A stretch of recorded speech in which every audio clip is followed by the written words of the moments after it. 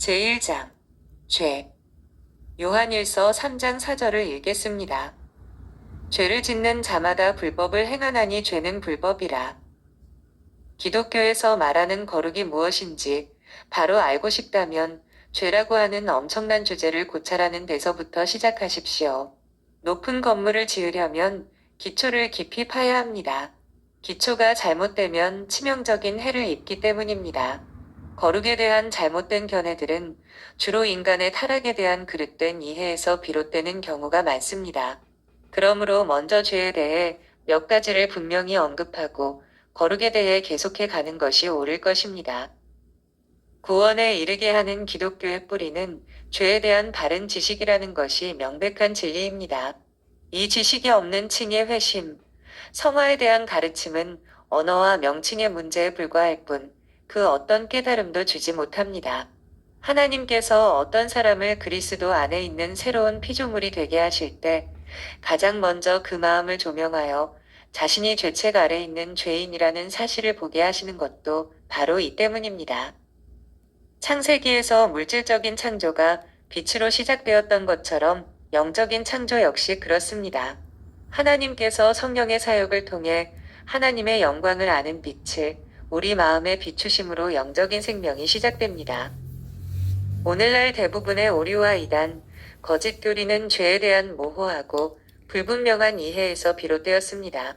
자기 영혼의 질병이 얼마나 위험한 것인지 모르는 사람은 거짓되고 불완전한 치료책만으로 만족합니다. 그런데 이는 그리 놀랄 일도 아닙니다. 19세기 교회를 통틀어 가장 부족한 것이 바로 죄에 대한 더 분명하고 온전한 가르침입니다.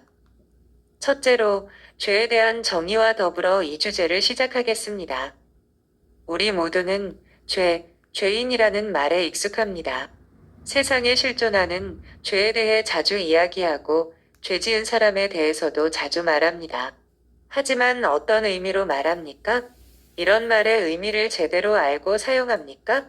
바로 이 점에 있어서 많은 지적인 혼란과 모호함이 있다는 사실이 두렵습니다. 가능한 한 간명하게 죄를 정의해 보겠습니다. 성공의 종교강령 제구조에서 천명하는 바와 같이 일반적으로 죄는 다음과 같이 정의합니다.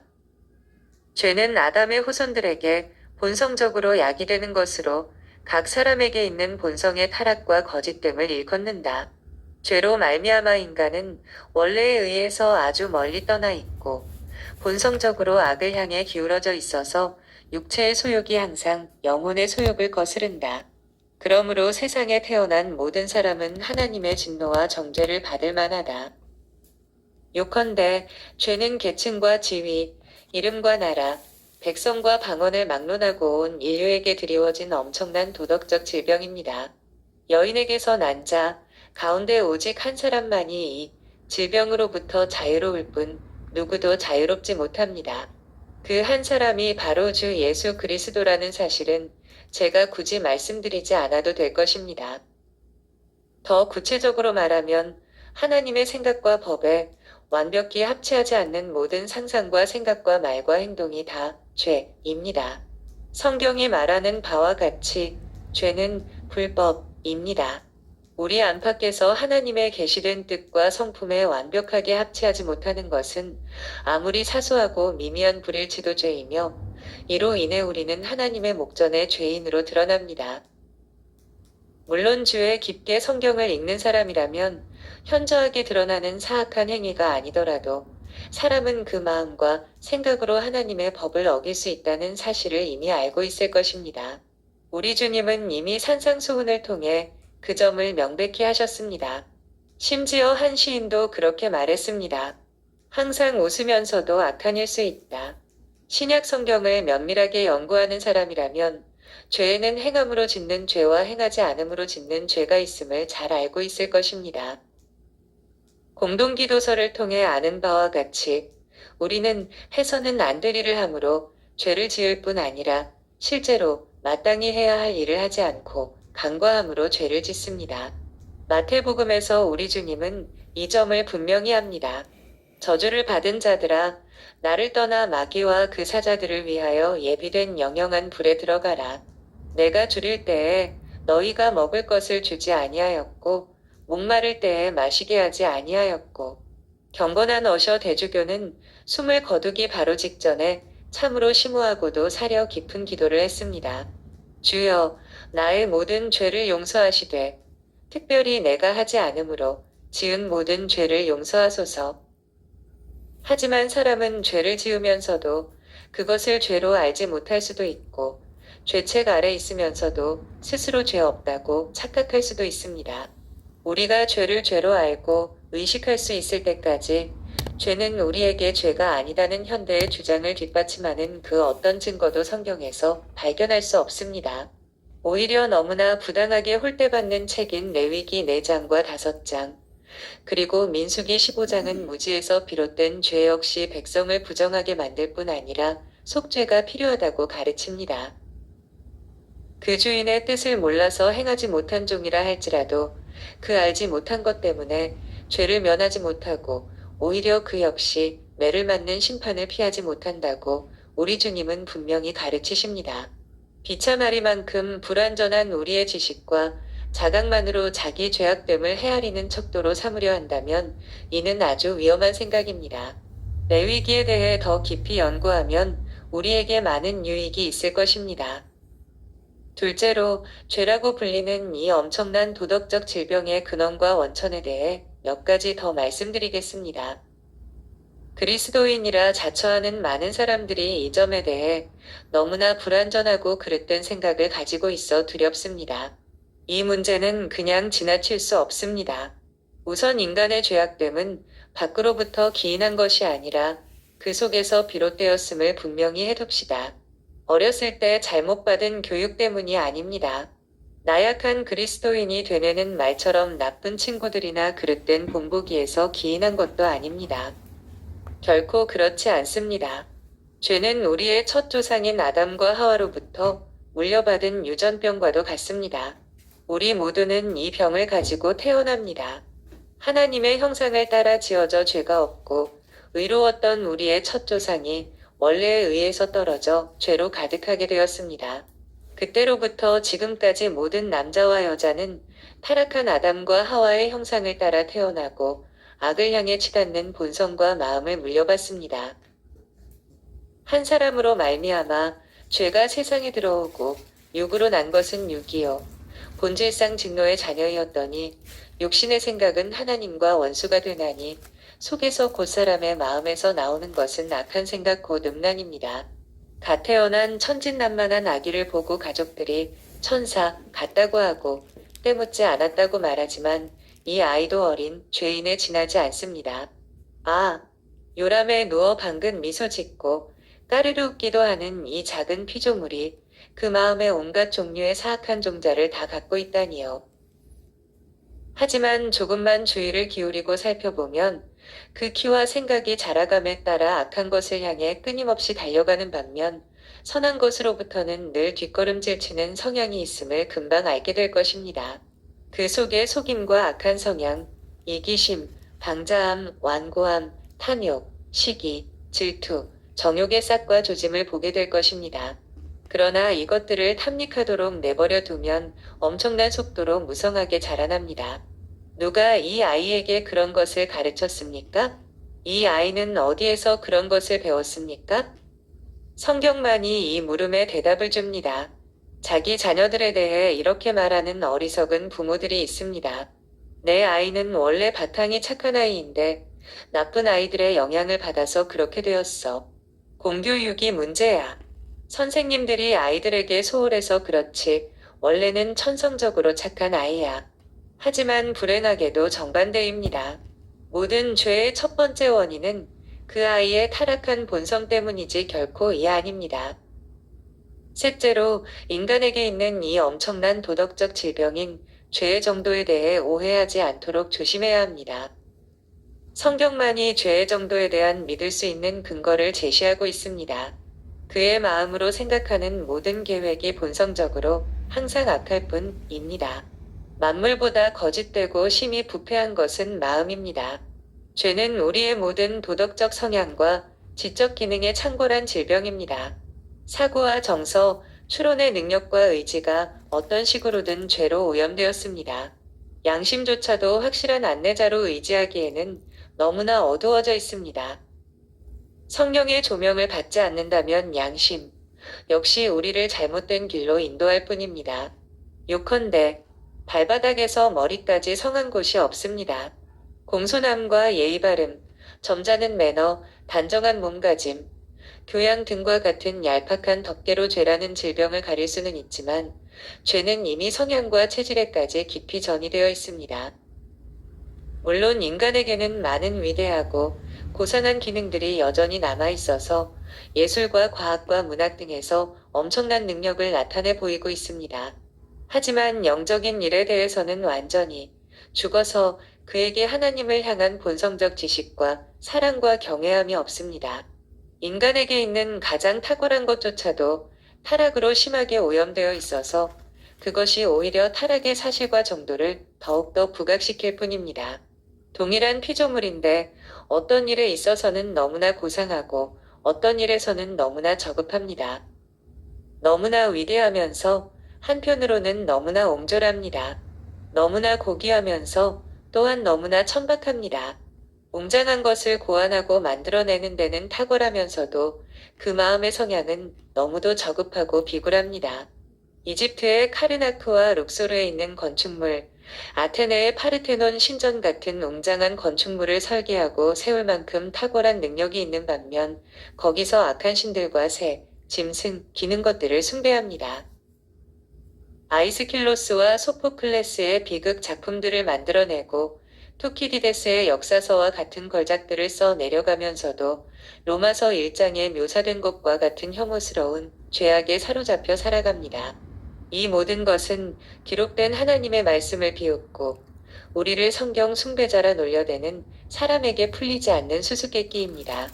오직 성경을 가진 우리만이 이 매듭을 풀 수 있습니다. 인간은 완전히 회파된 성전과도 같아서 한때 하나님께서 거하셨던 장엄함을 흔적으로만 갖고 있을 뿐입니다. 산산이 부서진 창문과 기둥들이 복도 여기저기 널브러져 있습니다. 지금은 처음 만들어졌을 때의 장엄한 모습을 어렴풋하게만 짐작할 수 있습니다. 성전 이 끝에서 저 끝까지 남은 것이라고는 고귀한 지위에서 떨어져 버린 쇠락한 영예뿐입니다. 원죄와 타락의 끔찍한 결과에 대한 성경의 가르침만이 인간이 처한 복잡한 문제를 설명할 수 있습니다. 이 사실 외에도 죄는 모든 인류의 보편적 질병이라는 사실이 세상 구석구석에서 확인되고 있습니다. 동에서 서, 극에서 극에 이르기까지 이 지구를 샅샅이 살펴보십시오. 이 땅의 모든 대륙에 자리 잡은 나라들을 다 살펴보십시오. 물론 대소하고 가장 높은 자리에서 가장 천한 자리에 이르기까지 모든 계층과 지위의 사람들을 모든 환경과 조건에서 한번 살펴보십시오. 결과는 항상 동일할 것입니다. 유럽과 아시아, 아프리카와 아메리카뿐 아니라 태평양의 외딴 섬들도 살펴보십시오. 동양의 호사품과 서양의 예술과 문학에 대해 전혀 알지 못하고 책과 돈, 증기기관과 화약에 대해 전혀 들어보지 못한 사람이 사는 섬들이 계속 발견되고 있습니다. 그런 섬들은 현대의 문명의 악덕에 전혀 물들지 않았지만 가장 악독한 형태의 정욕과 잔혹함, 속임과 미신으로 가득 차 있습니다. 그런 섬에 살고 있는 사람 역시 다른 것은 몰라도 죄 짓는 법은 이미 다 알고 있습니다. 어디에 있든지 인간의 마음은 항상 본성적으로 만물보다 거짓되고 심히 부패합니다. 죄가 휘두르는 권세와 죄가 가진 보편성은 인간의 기원에 대한 창세기의 계시와 모세의 설명을 가장 강력하게 뒷받침해 줍니다. 인류는 모두 한 부모에게서 났고 그들이 타락했다는 사실을 인정하면 인간이 있는 모든 곳에서 드러나는 인간 본성의 상태를 쉽게 이해할 수 있습니다. 많은 사람들과 같이 이 사실을 부정하면 그 즉시 우리는 도무지 풀리지 않는 난관에 봉착합니다. 인간 타락의 균일성과 보편성으로 인해 도무지 풀리지 않는 엄청난 불신앙의 어려움이 초래된 것입니다. 회심하여 성령의 주권 아래 있는 사람도 여전히 그 속에 완고함이 있는 것을 보면 죄의 정도와 능력이 얼마나 대단한지 알 수 있습니다. 성공의 신앙 고백 재구조가 이 사실을 잘 말해줍니다. 오염된 본성은 사라지지 않습니다. 심지어 중생한 자에게도 여전히 남아 있습니다.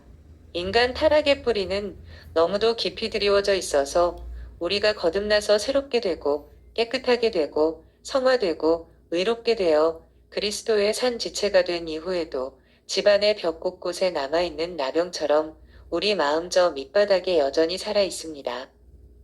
이 육신 장막이 무너질 때까지는 결코 그것을 완전히 없앨 수 없습니다. 물론 죄는 더 이상 신자의 마음을 지배하지 못합니다. 새로운 은혜의 원리에서 비롯된 넘치는 능력이 죄를 억제하고 다스리고 십자가에 못 박아 죽입니다. 신자의 삶은 실패의 삶이 아니라 승리의 삶입니다. 하지만 신자의 마음에서 끊임없이 계속되는 몸부림, 매일의 사투, 속사람을 지키기 위한 빈틈없는 경계, 영과 육의 싸움, 자신만이 아는 내면의 탄식 같은 모든 것들이 바로 죄가 얼마나 거대한 능력과 끈질긴 생명력을 가졌는지를 보여줍니다. 십자가에 못 박혔지만 여전히 살아서 역사하는 저 원수는 과연 힘이 세고 강한 놈입니다. 이 사실을 깨닫는 사람은 복이 있습니다. 이런 사람은 그리스도 예수 안에서 기뻐하지만 육체를 신뢰하지는 않습니다. 우리에게 승리를 주신 하나님, 감사합니다라고 말하면서도 시험에 빠지지 않도록 깨어 기도하기를 결코 잊지 않습니다. 넷째로, 죄책과 죄의 악독함과 무례함이 하나님의 목전에 어떻게 드러나는지에 대해서는 별로 드릴 말씀이 없습니다. 이렇게 말하는 데는 다 이유가 있습니다. 본질상 유한한 인간은 자신이 맞닥뜨려야 할 거룩하고 완전하신 분의 목전에서 죄의 악독함이 어떻게 드러나는지 실감할 길이 없기 때문입니다. 하나님은 그의 천사라도 미련하다고 하시며 하늘이라도 그가 보기에 부정하며 행실뿐 아니라 중심의 생각과 동기를 감찰하시고 중심이 진실함을 원하시는 분입니다.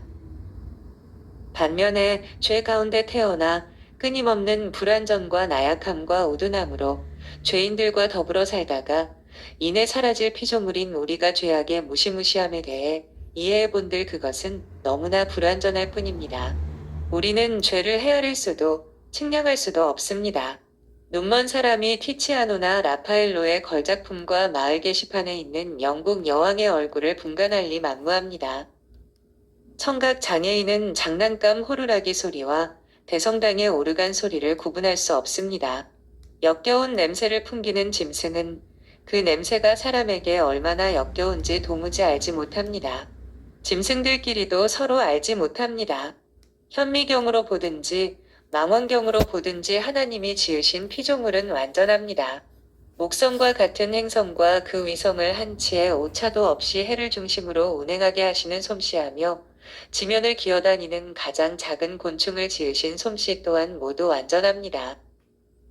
그 솜씨가 절대적으로 완전하신 하나님의 목전에 죄가 얼마나 악독한 것인지 타락한 인간은 이 사실을 분명히 마음에 새겨 두어야 합니다.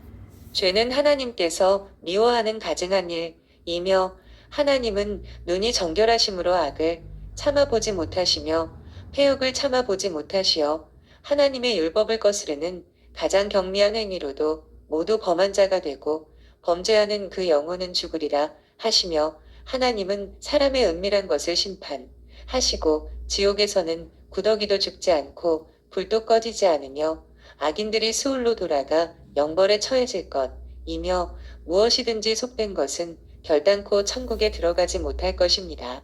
긍휼에 풍성하신 하나님께서 이런 말씀을 기록하신 것을 볼 때 참으로 두렵지 않을 수 없습니다.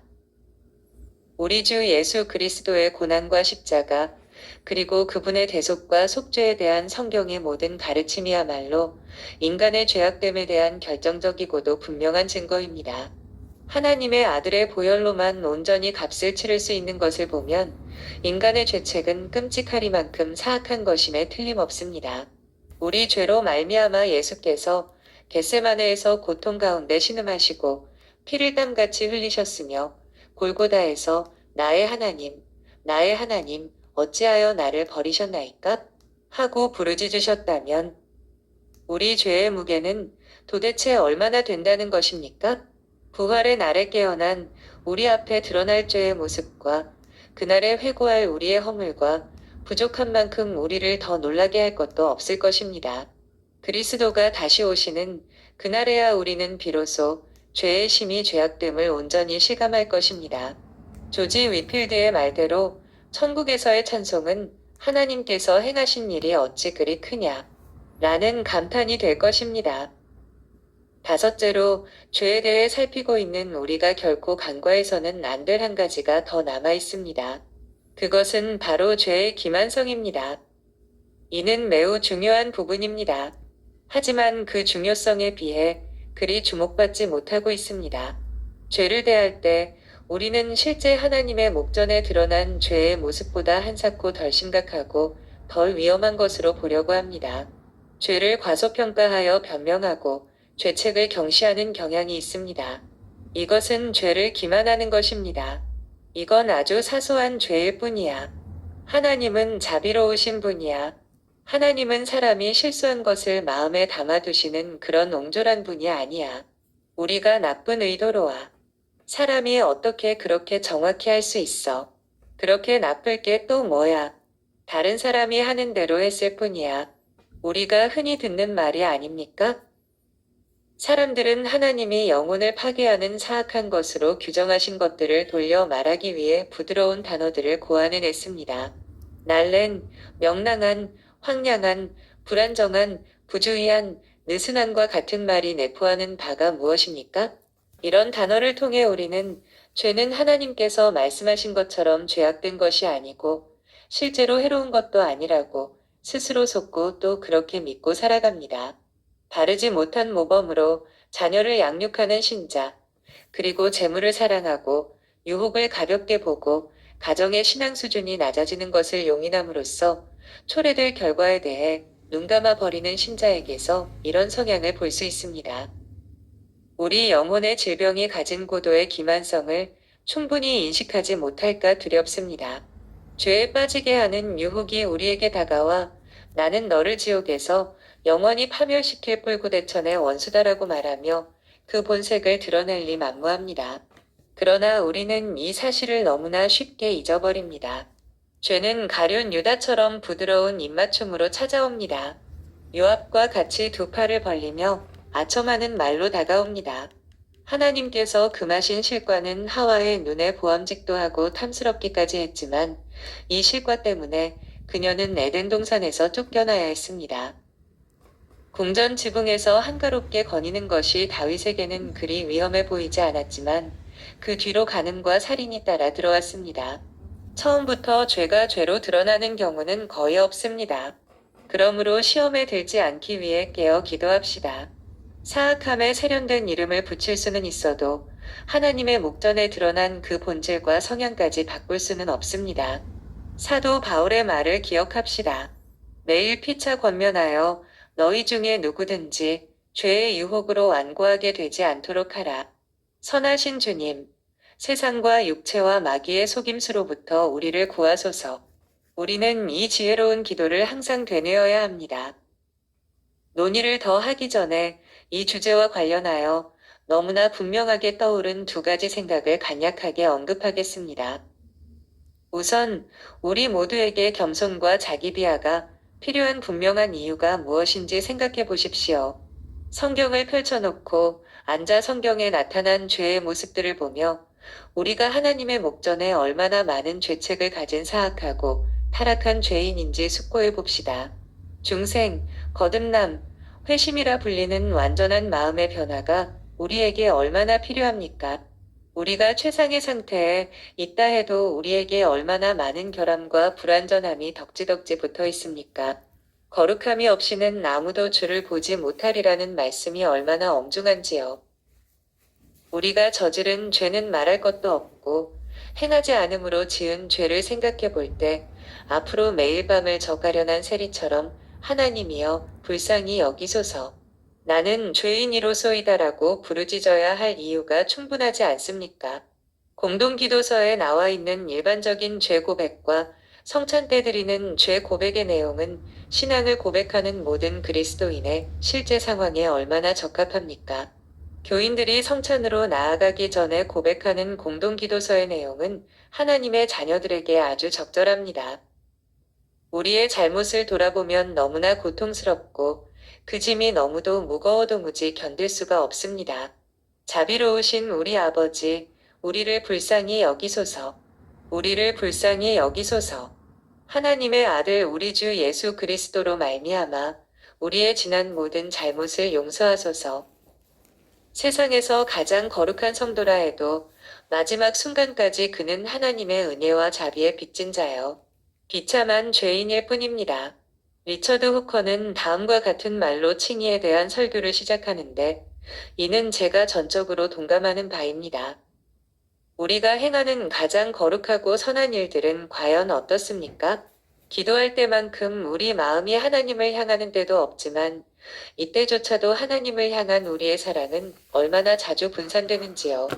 우리의 기도를 들으시는 하나님의 광대한 위엄에 대해 우리가 갖는 경외감은 어찌 그리도 미미한지요. 우리 자신의 핍절함과 공공함에 대한 가책과 연민은 거의 찾아볼 수 없습니다. 하나님의 온화한 자비에서 나오는 달콤한 감화를 맛보지도 못하고 기도를 마치는 때가 얼마나 많은지요. 나에게 와서 부르짖으라는 그 말씀이 마치 우리에게 부담스러운 짐이라도 되는 것처럼 마지못해 기도를 시작했다가 냉큼 기도를 끝내버리는 때는 또 얼마나 많은지요. 제 말이 좀 심하다고 생각할 수도 있지만 한 가지 묻겠습니다. 각자 자기 자신에게 한번 대답해 보십시오. 50명에서 시작해서 10명의 의인만 있어도 소돔성을 멸하지 않겠다고 아브라함에게 제안하셨던 하나님께서 우리 조상 아담의 타락 이후 모든 세대를 통틀어 단 한 번이라도 그 어떤 흠이나 티가 없이 순전하게 행동한 사람이 단 한 명이라도 있어서 이 사람 때문에라도 모든 인간과 천사들이 당할 고통을 없이 하겠다고 제안하신다면 천사와 인류를 건져낼 이런 대속물을 사람의 아들들 가운데서 찾을 수 있을 것 같습니까? 없습니다. 우리의 가장 탁월한 행실이라 할지라도 거기에는 용서받아야 할 것만이 있을 뿐입니다. 그렇습니다. 빛에 이를수록 더 많은 죄악을 보게 되고 천국에 가까울수록 더욱 겸손해지기 마련입니다. 교회사의 위인들을 연구해보면 브래드퍼드나 러더퍼드, 맥체인 같은 탁월한 성도들은 항상 가장 겸손한 사람이었다는 사실을 발견하게 됩니다. 다른 한편으로 하나님의 영광스러운 은혜의 복음에 대해 우리가 얼마나 감사해야 하는지 살펴보십시오. 광범위하고도 뿌리 깊은 영혼의 질병을 위한 치료책이 게시되었습니다. 죄와 더불어 예수 그리스도를 통해 우리에게 주어진 강력한 처방인 구원을 동시에 바라볼 수만 있다면 죄를 대면하여 그 본질과 기원과 권세와 범위와 악함을 탐구하는 것을 두려워하지 않을 수 있습니다. 아무리 죄가 넘쳐난다 해도 은혜는 더욱더 넘쳐납니다. 그렇습니다. 성부와 성자와 성령이 참여하신 영원한 구속의 언약을 통해서 은혜가 넘쳐납니다. 의롭고 안전한 하나님이시며 완전한 사람이신 예수 그리스도 그 언약의 중보자를 통해서 넘쳐납니다. 우리의 죄를 위해 죽으시고 우리를 의롭게 하시기 위해 다시 살아나신 그분의 공로를 통해서 넘쳐납니다. 그분이 성취하신 대제사장, 대속자, 치료자, 목자장, 중보자의 직분을 통해서 넘쳐납니다. 모든 죄에서 우리를 깨끗하게 하는 그분의 보혈을 통해서 넘쳐납니다. 그리스도께서 획득하신 영원한 의를 통해서 넘쳐납니다. 하나님 보좌 우편에서 우리의 대표자로서 드리는 끊임없는 중보기도를 통해서 넘쳐납니다. 죄인의 괴수조차도 구원하시는 그분의 능력, 가장 악한 자나 가장 약한 자도 기꺼이 받으시고 담당하시는 그분의 자원함을 통해서 넘쳐납니다. 자기 백성의 마음에 보내셔서 그들을 새롭게 하시고 성결하게 하시고 옛것은 다 지나가게 하시고 모든 것을 새롭게 하시는 성령 하나님의 은혜를 통해서 넘쳐납니다. 흉악한 죄의 질병을 치료할 풍성하고 완전하고 흠 잡을 데 없는 묘약이 이 모든 것을 통해서 이 얼마나 보잘것없는 묘사입니까? 넘쳐납니다. 죄를 제대로 보면 참으로 무시무시하고 끔찍한 것이 사실이지만 동시에 예수 그리스도를 바로 볼 수만 있다면 누구도 낭망하거나 좌절할 필요가 없습니다. 저 옛날 청교도인 존 플라벨이 그의 탁월한 저서 생명의 샘에서 많은 장을 예수 그리스도로 말미암아 하나님을 송축합니다라는 감동적인 송영으로 마무리한 것도 그리 놀랄 일이 아닙니다. 이 엄청난 주제를 마무리하면서 변죽만 올렸다는 느낌을 지울 수가 없습니다. 이 주제는 사실 이런 글로 다 다룰 수 없습니다. 이 주제를 좀 더 분명하고 철저히 다룬 책을 보기 원하는 사람은 존 오웬, 앤서니 버제스, 스테판 차녹, 멘턴, 그리고 다른 청교도 거성들이 쓴 체험 신학의 걸작들을 보시기 바랍니다. 이런 주제를 다루는 데 있어 그 누구도 청교도에 비견될 수 없기 때문입니다. 죄교리에서 오늘날 유용하게 적용할 수 있는 몇 가지 실천적 지침들을 제시하고 이 장을 맺으려고 합니다. 먼저 죄에 대한 성경적 이해는 우리 시대에 만연하는 모호하고 흐릿하고 막연하고 몽롱한 신학에 대한 가장 좋은 해결책입니다. 많은 사람들이 기독교 신앙을 천명하고 있습니다. 이런 사람들에 대해 현저하게 무엇이 잘못되었다고 말할 수 없지만 작금의 현실을 제대로 된 온전한 신앙이라고 보기는 어렵습니다. 그리스도에 대해 가르치고 은혜에 대해 가르치고 믿음과 회개와 거룩에 대해서도 가르치기는 하지만 성경에 있는 그대로 가르치는 것은 아닙니다. 그 가르침은 성경에 부합하지도 않고 합당하지도 않습니다. 휴라티머가 말했듯이 비범벅의 일종으로 선한 것이 없습니다. 이런 기독교는 일상의 행동에 영향을 주지 못하고 위로도 주지 못할 뿐 아니라 죽을 때도 평화를 누리게 하지 못합니다.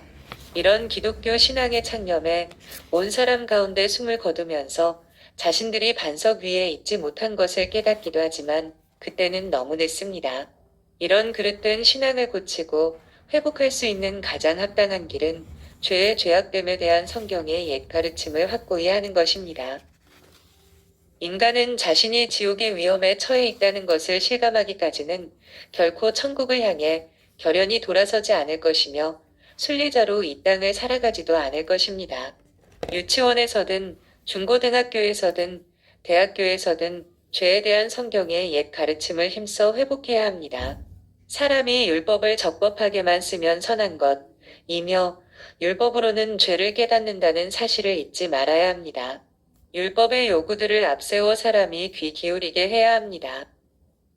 십계명의 뜻을 자세히 풀고 분명히 밝혀서 그 계명들이 요구하는 바, 그 길이와 넓이와 깊이와 높이를 나타내야 합니다.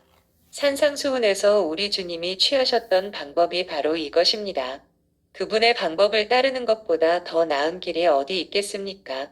인간은 자신이 왜 주님께 나아와야 하는지, 자신의 필요가 무엇인지 분명히 알기 전에는 결코 예수님께 나아와 그분과 함께 거하려 하지도 않고 그분을 위해 살려고 하지도 않습니다. 우리는 이 사실을 알고 주님의 방식을 따라야 합니다. 성령이 예수께로 이끄시는 자들은 다름 아닌 성령이 죄를 깨닫게 하시는 자들입니다. 죄에 대한 철저한 확신이 없는 사람은 잠시 예수께로 나아와 그분을 따르는 것처럼 보일지라도 이내 그 자리를 떠나 세상으로 돌아가고 맙니다. 다음으로 죄에 대한 성경적 이해는 요즘 유행하는 터무니없이 관용적이고 자유주의적인 신학에 대한 가장 좋은 해결책입니다. 교리와 신조를 거부하고 신앙의 모든 경계를 무너뜨리는 것이 현대 사조의 경향입니다. 일단 새로운 생각을 가진 열정적인 선생이라면 그 견해가 얼마나 이질적이고 파괴적이든 간에 먼저 그를 신뢰하고 그에 대한 판단을 요구하는 것이 기품 있고 지혜로운 것처럼 여겨지는 시대가 되었습니다. 한마디로 모든 것이 진리이고 틀린 것은 아무것도 없습니다. 모두가 옳고 잘못된 사람은 아무도 없습니다. 멸망받는 사람은 단 한 명도 없고 모두가 구원에 이를 것 같습니다. 그리스도의 대속과 속죄, 마귀의 인격성, 성경의 기적, 미래에 있을 심판의 영원성과 실제성과 같이 중요한 신앙의 주춧돌이 현대 과학과 보조를 같이 하기에는 너무나 거추장스러운 것처럼 여겨져 기독교라는 배 밖으로 내던져지고 있습니다. 이 위대한 진리를 편들기라도 하면 여러분은 이내 편협하고 교양 없고 시대에 뒤떨어진 신학적 골동품 정도로 취급받을 것입니다. 성경을 한 구절이라도 인용해 보십시오. 유대인의 책 한 권에 모든 진리가 다 들어있는 것은 아니며 성경이 완성된 이후로도 많은 새로운 발견들이 계속되어 왔다고 반박할 것입니다. 죄의 본질, 죄의 실제성, 죄의 악독함, 죄의 권세, 그리고 죄책에 대해 쉬지 않고 언급하는 것만이 현대의 이런 역병에 대한 처방입니다. 이런 관용적 견해를 가진 사람의 양심에 계속 도전하고 분명한 물음에 분명하게 답할 것을 요구해야 합니다. 병들었을 때나 임종의 순간에 또는 숨을 거두는 부모의 머리맡에 앉아 있거나 사랑하는 아내와 자녀의 무덤 앞에 있을 때 그들이 가장 좋아하는 견해들이 과연 어떤 위로를 줄 수 있는지 가슴에 손을 얹고 대답하도록 요구해야 합니다. 분명한 가르침이 없는 모호한 열정이 과연 지금과 같은 시대에 평화를 줄 수 있는지 물어야 합니다. 세상의 모든 과학과 철학, 자유로운 연구가 답을 줄 수 없으므로 때때로 고통스럽지 않은지 물어봐야 합니다. 그런 고통스러움은 그들의 연구에 죄와 죄책과 타락을 계산해 넣지 않았기 때문에 생긴 것이라고 말해주어야 합니다.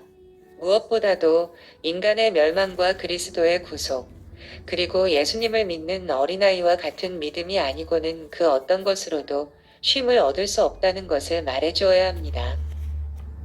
지난 25년 동안 홍수처럼 영국 전역을 휩쓸며 많은 것들을 쓸어가 버린 감각적이고 의식적이고 형식적인 기독교에 대한 가장 좋은 해결책, 또한 죄에 대한 바른 이해입니다. 양심이 온전히 일깨워지지 못한 사람에게는 이와 같은 신앙 체계가 다소 매력적일 수 있습니다. 하지만 일단 우리의 양심의 각성이 일어나면 우리는 오감에 호소하는 의식적인 기독교만으로 만족할 수 없게 됩니다. 배고프지 않은 어린아이는 신기한 장난감이나 인형, 요란한 소리만으로도 쉽게 잠잠해지거나 재미있어 할 수 있습니다. 하지만 일단 배고픔이라는 본능의 욕구가 깨어나면 음식만이 그 아이를 잠재울 수 있습니다. 영혼에 관한 한 어느 누구도 예외가 없습니다. 자연적 상태에 있는 사람은 음악, 꽃, 촛불, 향, 종교적 기치, 행진, 아름다운 예복, 신앙 고백문, 그리고 인위적인 반가톨릭적 의식만으로도 충분히 의미를 찾지만 일단 죽은 자들 가운데서 깨어 살아닌 사람은 그런 것들로는 결코 만족하지 못합니다. 허망한 종교적 행위로 시간을 허비하는 것처럼 보일 뿐입니다. 일단 자기 죄를 깨닫게 되면 그 죄에서 자기를 구원할 자를 찾을 수밖에 없습니다. 죽음을 선고받은 환자처럼 자신의 병을 고칠 탁월한 의사를 찾는 것이 가장 시급하고 중요한 일이 됩니다. 생명의 떡에 굶주리고 목마를 수밖에 없습니다. 조금 당돌하게 들릴지도 모르지만 만약 영국 사람이 죄의 본질과 악독함과 죄악됨에 대해 조금이라도 더 완전하고 분명히 알았다면 지난 사반세기 동안에 생겨난 반가톨릭적인 교회들의 5분의 4는 결코 생겨나지 않았을 것입니다. 요즘에 회자되고 있는 그리스도인의 완전을 지나치게 주장하는 이론들에 대한 해결책도 죄에 대한 바른 이해를 통해서 가능합니다. 여기에 대해서는 길게 말하지 않겠습니다. 이런 주장을 하는 사람들의 마음을 상하게 할 의도는 전혀 없습니다. 그들이 다름 아닌 삶의 모든 영역에서의 일관성과 그리스도인의 성품을 이루는 모든 은혜에 집중하는 것이라면 그들의 주장에 귀 기울일 뿐 아니라 전적으로 동의할 수밖에 없습니다. 참으로 우리는 높은 곳을 바라보아야 합니다. 하지만 신자가 이 땅에서도 죄로부터 완전한 자유에 이를 수 있고 하나님과의 교제를 수년 동안 방해받지 않고 변함없이 지속할 수 있으며 수개월 동안 단 한 차례의 악한 생각도 하지 않고 살아갈 수 있다고 주장한다면 저는 그 주장이 매우 비성경적이라고 말할 수밖에 없습니다. 게다가 이런 생각은 그 생각을 하는 사람 자신에게 가장 위험할 수 있습니다. 또한 그는 구원을 간절히 바라는 사람을 억누르고 낙담하게 하고 뒷걸음질치게 할 수 있습니다. 하나님의 말씀에는 우리가 몸을 입고 이 땅을 살아가는 동안 완전에 이를 수 있음을 암시하는 구절은 성경에 단 한 구절도 없습니다. 성공의 종교강령 제19조는 분명히 말합니다. 그리스도만이 죄가 없으시고 우리 모두는 비록 그리스도 안에서 세례를 받고 거듭났다 할지라도 많은 일에서 죄를 범한다. 만약 우리가 스스로 죄 없다 하면 우리는 스스로를 속이는 자여 진리가 우리 속에 없는 것이다. 앞에서 사용한 표현을 빌리면 이러합니다. 우리의 가장 탁월한 행위조차도 불완전합니다. 우리는 마땅히 사랑해야 할 만큼 우리 마음과 뜻과 힘을 다해 하나님을 사랑하지 않습니다. 마땅히 경외해야 할 만큼 하나님을 경외하지도 않습니다. 기도할 때조차도 불완전한 겉투성이입니다. 나누고 용서하고 믿고 희망하고 살아가는 일에 있어서도 그렇습니다. 생각이나 말이나 행실에서도 마찬가지입니다. 마귀와 세상과 육체에 대해도 싸워야 할 만큼 싸우지 않습니다. 그러므로 우리는 자신의 불완전한 상태를 솔직히 고백하는 일을 부끄러워하지 말아야 합니다. 다시 한번 말하면 사람의 마음을 가리는 완전이라는 일시적인 망상에 대한 가장 좋은 처방은 죄의 본질과 기만성, 그리고 죄의 죄악됨에 대한 온전하고 명백하고 분명한 이해를 갖는 것뿐입니다. 마지막으로 오늘날 교회에 만연한 개인의 거룩에 대한 저급한 견해에 대한 좋은 해결책은 죄에 대한 성경적 이해입니다. 이 주제를 다루는 일이 매우 고통스럽고 미묘하다는 것을 잘 압니다. 그러나 비켜갈 마음은 전혀 없습니다. 가슴 아픈 일이지만 이 나라에서 그리스도인으로 살아가는 사람의 삶의 수준이 점점 무너져 내리고 있음을 인정할 수밖에 없습니다. 그리스도를 본받은 자비와 양선이타성과 온유함, 친절함, 자기 부인, 선량함, 선을 위한 열심, 세상과의 분리 등은 마땅히 환영받아야 할 만큼 환영받지 못하고 있고 우리 조상들의 시대에 비해 평가절하되고 있는 현실입니다. 이런 상황을 초래한 원인을 다 다룰 수는 없지만 원인이라 생각되는 몇 가지를 함께 숙고해 보고자 합니다. 특정한 형태의 기계적 신앙 고백이 만연하게 되자 사람들은 신앙을 고백하는 일에 상대적으로 부담을 덜 갖게 되었습니다. 이로 인해 좁고 깊었던 길이 넓고 얕은 길이 되어버렸습니다. 겉으로는 많은 사람을 얻었지만 질적으로는 많은 것을 잃은 것입니다. 지난 사반세기 동안 엄청난 부의 증가로 세속성과 방종, 안락함에 대한 추구가 만연하게 되었습니다. 한때 사치로 여겨지던 것이 지금은 삶을 편안하게 해주는 없어서는 안 될 것이 되었고 결과적으로 자기 부인과 고난받는 것은 낯선 것이 되어버렸습니다. 디무 2대3 이 세대를 특징 짓는 무수한 논란들로 인해 우리의 관심이 분산되고 영적인 삶은 점점 힘을 잃어가고 있습니다. 정통 교리를 추구하고 있다는 사실에 안주하여 매일의 경건 생활을 소홀히 했습니다. 이 모든 것이 원인이라면 틀림없이 그로 인해 어떤 결과가 초래될 것입니다. 이를 부정할 수 없습니다. 지난 수년 동안 신자들의 개인적 거룩의 표준은 우리 조상들의 때보다 더 낮아졌고 이로 인해 성령께서 근심하십니다. 이런 모든 상황에서 우리에게 필요한 것은 더 많은 겸손과 성찰입니다. 이 상황에 대한 최선의 해결책을 말씀드리겠습니다. 복음주의 교회가 아닌 다른 교파들은 스스로 판단해 보십시오. 복음주의 회중을 위한 치료책은 죄의 본질과 죄악됨을 분명히 이해하는 것이라고 저는 믿습니다. 우리의 영적인 삶을 회복하기 위해 이집트로 다시 돌아갈 필요도 없고 로마 가톨릭적인 의식을 빌려 오지 않아도 됩니다. 참회 제도를 다시 회복시킬 필요도 없고 수도원주의나 금욕주의로 돌아갈 필요도 없습니다. 그런 것들은 아무 소용이 없습니다. 우리는 순수하게 회개하고 가장 우선적으로 할 일을 해야 합니다. 첫 번째 원리인 옛길로 돌이켜야 합니다. 하나님 앞에 겸손히 자리하고 하나님 목전에서 죄가 무엇인지 봐야 합니다. 주님께서 무엇을 죄라고 하시는지, 무엇을 하나님의 뜻을 행하는 것이라고 하시는지 잘 살펴야 합니다. 그러고 나서 부주의하고 안이하게 세상적인 삶을 영위하면서도 동시에 복음주의교인이라 자처하며 복음주의 원리들을 주장하는 것이 얼마든지 가능하다는 것을 깨달아야 합니다. 일단 죄가 우리가 생각하던 것보다 훨씬 더 악하고 훨씬 더 우리에게 가까이 있고 우리에게 착 달라붙어 있음을 깨닫게 되면 우리는 그리스도께로 더 가까이 나가게 될 것입니다. 그리스도께 더 가까이 가게 되면 우리는 그분의 충만으로 인해 더 깊이 받아 마시게 될 것입니다. 사도 바울이 그랬던 것처럼 하나님의 아들을 믿는 믿음 안에서 사는 법을 더 온전히 배우게 될 것입니다. 예수를 믿는 믿음의 삶을 배워 그분 안에 거하게 되면 우리는 더 많은 열매를 맺게 될 것입니다.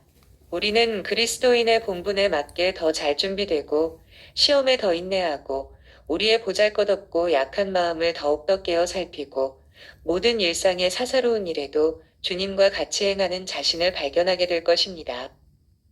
그리스도께서 우리를 위해 얼마나 많은 일을 하셨는지 깨닫는 만큼 그리스도를 위해 살려고 힘쓸 것입니다. 많이 용서받은 만큼 더 많이 사랑하게 됩니다. 요컨대 사도 바울이 말한 대로 말입니다. 우리가 다 수건을 벗은 얼굴로 거울을 보는 것, 같이 주의 영광을 보매 그와 같은 형상으로 변화하여 영광에서 영광에 이르니 곧 주의 영으로 말미암음이니라. 우리 시대의 특징 가운데 하나는 거룩에 대한 관심이 증대되고 있다는 사실입니다. 신령한 삶을 증진하고자 하는 논의들을 자주 볼 수 있습니다. 의회 토론회의 해마다 신령한 삶이라는 주제가 제출됩니다. 이에 대한 많은 관심과 연구가 나라 전체에서 일어나고 있습니다. 참으로 감사할 일입니다. 신령한 삶과 개인적인 거룩을 증진시키는 데 보탬이 되는 바른 원리에 기반을 둔 운동이라면 그것이 어떤 것이든 영국 교회에 큰 복이 될 것입니다. 우리 안에 있는 비극적인 분열을 해소하고 서로를 하나 되게 하는데 크게 도움이 될 것입니다. 이로 인해 성령의 은혜가 새롭게 부어질 수도 있습니다. 이는 나중에 죽은 자 가운데서 살아나는 것으로 나타나게 될 것입니다. 하지만 제가 서두에 말했던 것처럼 우리가 높이 지어져 가려면 반드시 먼저 낮아져야 합니다. 더 높은 표준의 거룩에 이르는 첫걸음은 죄의 엄청난 죄악됨을 더 철저하게 깨닫는 것입니다. 감사합니다.